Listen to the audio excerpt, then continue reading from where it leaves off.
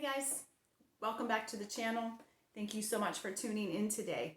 So I'm super excited about today's video because this is the one I think some of you guys have been waiting for, and it is how we rig for our crappie fishing. So when I watch a how-to video, I just like to get to the how-to part. So I'm just going to get right into it today. No backstories or anything like that.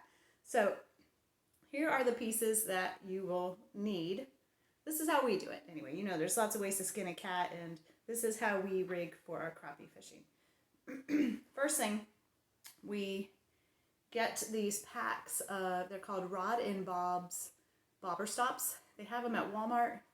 15 in a pack for like $2.79. I'll put the link in the description just so you can see what the package looks like. You probably can get them on Amazon or someplace else. Some people like to make their own stoppers, and that's perfectly fine. I just really like this pack because it comes with the string and a sleeve for you to easily, with a slotted sleeve for you to stick this on your line, and it comes with a little bead that you're going to need. These glow in the dark. Maybe that could be another video, crappie fishing in the dark at night. Well, I don't know. I don't know why they glow in the dark. I've never needed that part. Then, of course, you need a float and a slip shot, and then a size 6 Aberdeen hook. I like these hooks because of the long neck. It's easy to get the hook out of the crappie's mouth. And then also what these are really good for is if you get hung up on some structure, which is probably where you'll be fishing for crappie, is on with some structure down below, then they easily pull out, that they'll straighten out the hook, and then you'll just be able to bend it right back. So you won't have to spend time retying all of this, because it can take a little time away from your fishing trip. But you know, if you get hung up and you have to retie, that just gives the crappie time to reset, you know, if you've been just bringing them in the boat one after the other.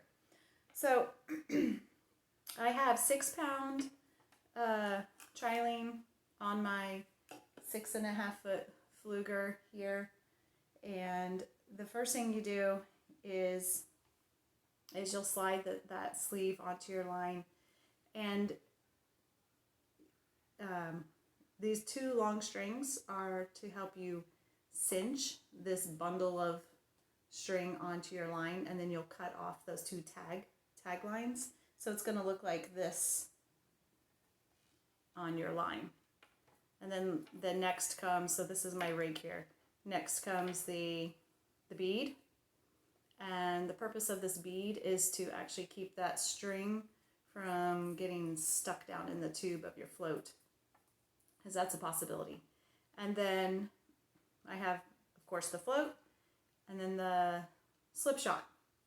Now the thing about the slip shot is you want it to be heavy enough to keep your float standing up.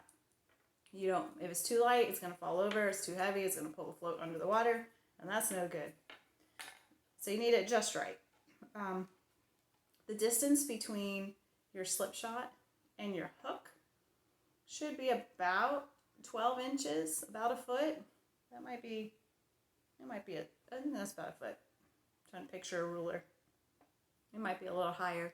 But you want to give your minnows an opportunity to kind of swim in a natural way, but not too far. If you have your slip shot set up too high, then the minnow is going to swim out of range of the crappie. And let's talk about that for a second, the range of the crappie, because crappie are a little lazy and they don't like to go far for their food. They want it to come to them. They feed up. Their mouths are shaped in that manner, or they're going to feed up. So they're not going to go probably more than 2 feet above them. So you'll want to have everything set up to where your minnow is swimming around. You want them floating, you want them swimming, you want them active and lively, swimming about a foot, maybe 2 feet at the most, above where you find those crappie. And that's another video where to find the crappie. This one is just how to rig for crappie. So once you do find them though, like I said, you're going to want to set all of this up. So the distance between your bobber stop, that little green string, your bobber stop, and your hook, the distance between that is going to be your depth of where your minnow is swimming. So this obviously slides up and down the line, and I use my pole to judge the length. Since my pole is 6.5 feet, I can use that as a ruler. It's kind of hard sometimes to measure, so the rest of it's kind of a guesstimate, but definitely you can use your pole to figure out how far you have that bobber stop set. And after you fight some crappie, every now and then you definitely want to check to make sure that you're still within that range that you intended it to, because it can get all gilly-wopped and slide out of place sometimes, especially if you're fighting. And those 2-pound crappie, what in the world? They have been out there like crazy lately. So my boys went yesterday. They were so excited because for a while crappie to us have been like this Sasquatch of the fish world. Like, you hear about these crappie, people see them supposedly, but we never could find them. And now that we know how, it's pretty exciting. So my husband taught the boys how to do it. They went out Friday. Yeah, they went out. Oh, they went out yesterday, Friday, and then they came home with a ton of crappie. My husband cleaned 17 of them, and 2 warmouth, and there's some really good sized warmouth too, if you like them. They're going to be kind of mixed in with the crappie, but for the most part, they were crappie. And so a couple of them were actually bigger than my biggest, and that's okay.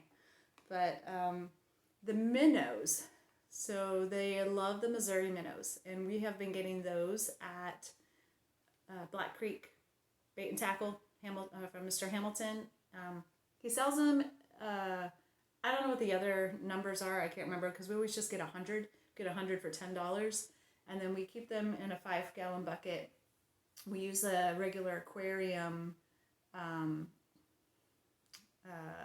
aerator that we plug into the garage, keep them in the bucket, and then they last for over a week. And when we take them on the boat, then we just put a little battery operated aerator in the bucket with them. And so we picked some minnows up Thursday. The boys took them out Friday, and there was one swimming dead. Not swimming dead, he was floating, he was dead. One had died, so we're going to take him out, but we still have a ton of minnows left. And so we were going to go out today. We went and checked the water, and the wind was white capping. It was going to be a rough ride to where we were going to investigate a new spot. So fingers crossed that tomorrow the winds die down and we'll be able to investigate that spot, and then I'll film that and I'll let you know how we go about finding the crappie. So that's about it. I mean, it's super easy, not much to it once you learn how. And if you have any questions about how we do it or what we do, just put it in the comments and I'll try to answer the best I can. But stay tuned for that next video that's going to show more of how we locate them. So thanks again so much, guys, for watching. I appreciate you stopping by, and I would be so honored if you would hit like and hit subscribe and share with all your fishing friends. That would be wonderful. I have a goal. I'm trying to get to 500. I think as of this video, I'm at 310, and I appreciate every single one of those followers. So